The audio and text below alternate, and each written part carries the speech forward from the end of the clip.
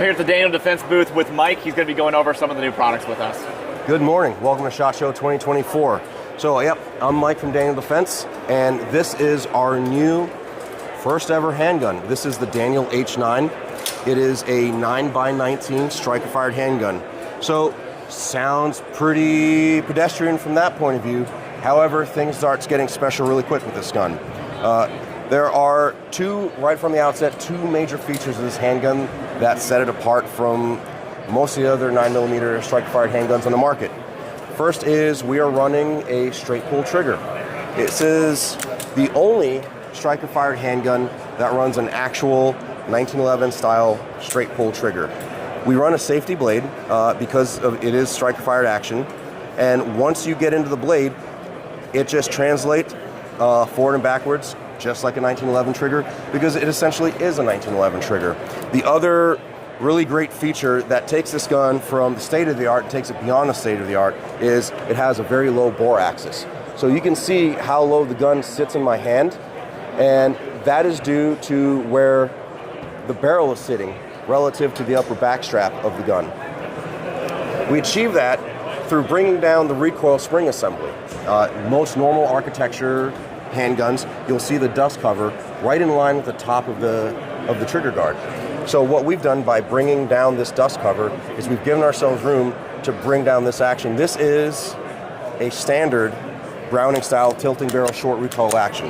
And this is about as low as you can get with that action for this gun. Cool. So this maintains features that people already understand, state of the art, but by bringing it down and getting it more pointable and more shootable, that's where we take it beyond state of the art.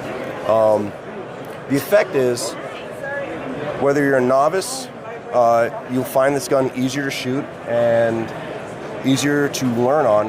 If you're an experienced shooter, this gun absolutely rewards your good habits. It is so much fun to shoot. That's cool. Very cool. So I see it's got an optic plate. What are you guys putting on that one? Is that direct milled from one, or is it an optics plate system? I hope you're enjoying the SHOT Show content. It is all brought to you by the channel sponsors, Brownells, Tecto Knives, Locks & Company, and Howitzer. So please go show them some love and support, because they support the channel and allow me to do the things I do here. Brownells is the Amazon of gun parts. You can use code TA10 to save 10% off orders $150 or more, and that code is limitless. You can use it as much as you want, share it with your friends, and have fun with it and save money on some builds. Tecto Knives has a great selection of knives that I've been using for months. I've been using them every day at work, and I've had really good success with them. Also doing a giveaway of those here soon if you would like to win one. Locks & Company makes products for your hair, your beard, your skin. They make shampoos, deodorants, body scrubs, a lot of other things as well, with really natural ingredients, which is why I really like them. And they're also doing a Tactical Advisor hair product as well, so stay tuned for that here very soon. You can use code Tactical Advisor and save 10% on your order. Howitzer is a clothing brand that donates 5% of proceeds to charity, and they collaborate with me with my own Tactical Advisor t-shirt. Link in the description if you would like one. If you like giveaways, take a look at my Patreon and memberships here on YouTube, and you guys can join to win some really cool things. Let's get right back into the SHOT Show content. We do run an optics plate system. Okay. We are exploring different options in the future. This is going to be a whole family of guns, by the way. This isn't going to be just one and done. I like that. But as far as optics plates, we run a 4-plate system. Plate number 1 is your Shield Standard. Okay. So your EOTech, your Delta Point Pro, your SIG Romeo Pro, Romeo 1 Pro. Plate number 2 is your SRO. So that's Trigicons. Okay. So your SRO, obviously, and your RMR, and some Holosuns. Plate number 3 is your Seymour. And plate number 4 is your Doctor/Meopta. Okay. So, yeah, we run the gamut from, we're trying to capture as many plates as possible, or as many footprints as possible that covers as many red dots as possible. Awesome. Yep. So is this going to be just flat and then you have to use a plate, or will it be direct milled from something and you put the plate on top of it? This is milled for the plate, so you put the plate on, then you put the optic on top. So you have to use the plate. You have to use the plate. Awesome. Yep. And then what's your price point on one of these?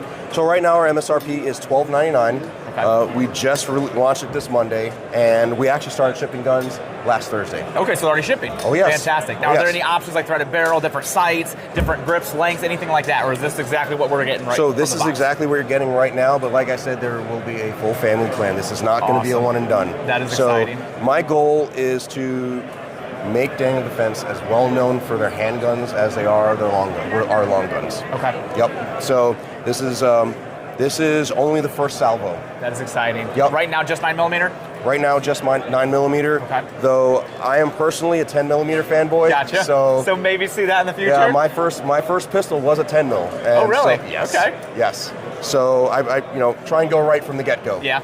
But 9mm pays the bills. Yeah. So and I so, gotcha.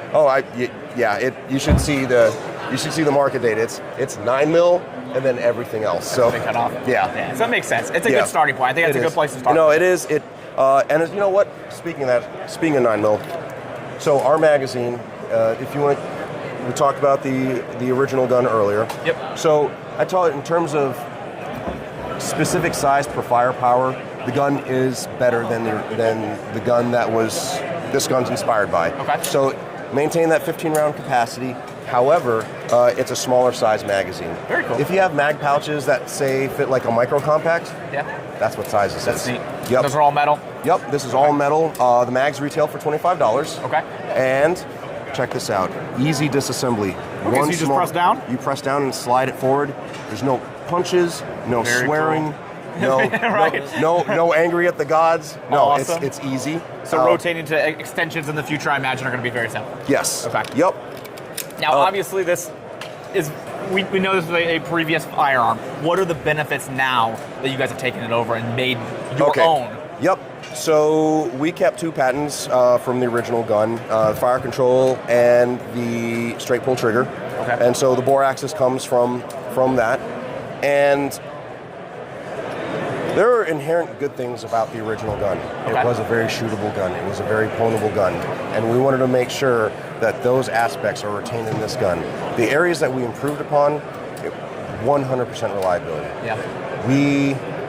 I was like the Lord of War of South Georgia in terms of just buying ammo. 150,000 rounds a time, no problem. Like, we went through nearly in the entire evolution, just about a million rounds of testing. Holy cow. Yes. Through just this system? Through just the H9. That's awesome. Yeah, Very cool. we, in the dead of summer in the south of Georgia, just shooting. Perform. Awesome. There was a lot that we had to fix, making that transition from the old gun to the new gun. Yeah. And it was re-engineer, test fix, re-engineer, test fix, just spiral development, just working through. The result is there is exactly one part that is shared from the tooling from the original gun, which is called the sear block spring. It's a small spring in the back. Everything else is different. Awesome. Everything else. It's not. It might look similar, but it is your own design. You guys have put a lot of work into it and everything, which is cool. And that's what you want to see. You don't want to see just a copy clone, which they probably very easily could have done. But it sounds like you guys put work into it. So it's exciting to see how it actually performs. And we know that the handgun market in the firearms industry is the largest market. And the thing I care about is, and I'm dead serious about this, people are going to carry this gun. People are going to trust their lives to this gun. I want them to be able to trust this gun. If there's, God forbid, any situation, well, they'll need to protect themselves. Absolutely. This gun has to be reliable, otherwise we're doing everyone a disservice. Yep. And I'm glad you mentioned that. So what is your target market? It doesn't matter? Are you looking for law enforcement, military, just concealed carry, home defense? This initial gun, I call it the GP, the general purpose gun. It is roughly in terms of size, it's like a commander size 1911. And so it gets you, if you want to just general carry, you can do that. It's sized for law enforcement. We've had some pretty good feedback from LE customers as far as just the overall, the feel, the size, the performance of the gun. But this is an outstanding gun for someone who wants to get out there and train, someone who wants to carry it every day. If you want to go shoot a USPSA match, IDPA, whatever, you can run this as it is, or carry optics, or whatever you want to do. Yeah. So for holster compatibility, I know somebody's going to ask if you have one of the, like a previous model of these, will this be compatible at all with old holsters? Absolutely. This is, because of this dust cover location being basically around the center of the trigger guard, this does not fit like an omnivore style holster. This doesn't fit. It is absolutely its own animal. So in anticipation of that, we've partnered with multiple holster companies to get holsters out. Yep. So we've got TXC, we've got Safariland, we've got G-Code, we've got Comtac, we've got QVO Tactical, we've got a plethora of manufacturers. And if you want to do inside the waistband, we got it. The gun carries very nice, by the way. It's only an inch thick. So it's not thick gun. No, yeah, it's not. So if you want to do outside the waistband, you can do that. If you want to take it to a match, we'll have holsters for that as well. Like I said, the magazines are, if you've got micro compact, mag pouches, it fits. Fits well. Yep. That's very cool. Yep. It is. I think it is our best foot forward at an initial gun or initial handgun into the market. We're trying to give people what I think they'd want. We talk to the customers, and we've got an understanding of what's important to them. We want to make sure it's baked in this gun so that when people buy it, they get behind the trigger for the first time, or it's their millionth time behind the gun. They're going to really enjoy it. Yeah, absolutely. It looks like you guys are doing a good job. I mean, looks-wise, it looks fantastic. So I'm excited to see how it does. It shoots better than it looks. That's even better. I got to ask, what is this little button?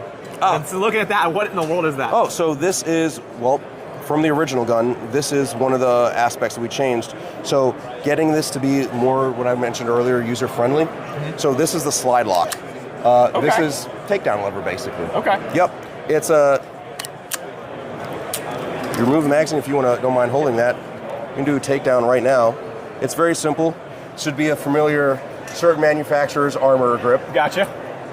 Pinch down, and it slides off. No trigger pull? Yep. You do a trigger pull. To start? Yeah, to start, but that's pretty standard. So on this side of the gun, this is where it's very much like a 1911.